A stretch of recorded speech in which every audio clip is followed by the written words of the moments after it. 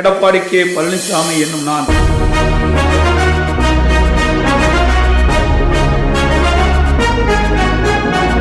என்னை பத்தி ஸ்டாலின் திருவாரூர்ல பேசுறார். எடப்பாடி பழனிசாமி படிக்கிற பையன் மீது கசக்குது.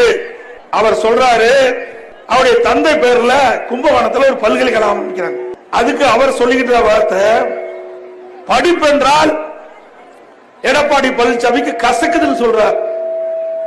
திரு ஸ்டாலின் அவர்களே, கல்வி என்றால் எனது உயிர் மூச்சு என்பதை நீங்கள் அறிந்து கொள்ள வேண்டும்.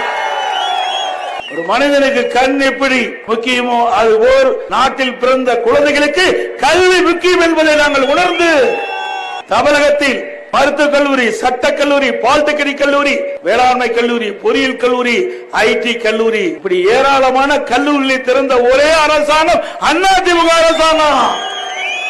உங்க அப்பா பேரை வைக்கிறதுக்காக நீ பல்கலைக்கழகம் திறக்கிற, அப்படி இல்ல. நாட்டு மக்கள் பெற்றெடுத்த குழந்தைகள் சிறப்பான கல்வி கிடைக்கும் என்பதற்காக நாங்க பல்கலைக்கழகத்தை அமைக்கிறோம்.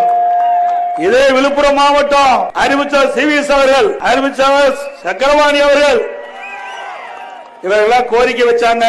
இந்த விழுப்புரம் மாவட்டத்தில் இருக்கின்ற மக்கள் ஏழை எளிய ஒடுக்கப்பட்ட தாழ்த்தப்பட்ட மக்கள் நிறைந்த மக்கள், அவருடைய பெற்றெடுத்த குழந்தைகள் உயர்வு நல்ல கல்வி கிடைக்க வேணும். அதுக்காக ஒரு பல்கலைக்கழகம் எங்களுக்கு கொடுனாங்க. உடனடியாக விழுப்புரத்திலே அம்மா திருநாமத்தின் பேரில் புதிய பல்கலைக்கழகத்தை உருவாக்கி கொடுத்தோம். அந்த பல்கலைக்கழகம் இடம் தேர்வு செய்யப்பட்டு விட்டது, அந்த பணி துவங்கப்பட்டு விட்டது.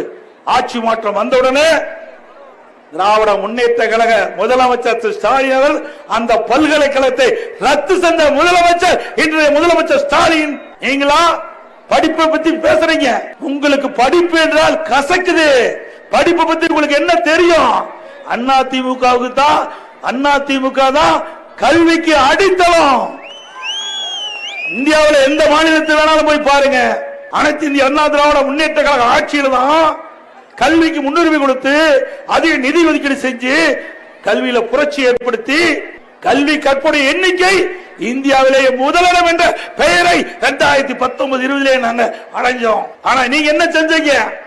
ஆட்சி பொறுப்பேற்று 4 ஆண்டு காலம் ஆகுது. கல்விக்கு என்ன திட்டத்தை கொண்டாந்து கல்வி வளர்ச்சி அடைவதற்கு என்ன சாதனை படைச்சீங்க? ஒண்ணுமே கிடையாது. இவரு அப்பா பேர் வைக்கணும், அதுக்கு தான் பல்கலைக்கழகம். நாங்க அப்படி இல்லை. மாணவர் சமுதாயம் ஏற்றப்பட வேண்டும் என்பதற்காக பல்கலைக்கழகத்தை கொண்டு வந்த அரசாங்கம் அதிமுக அரசாங்கம்.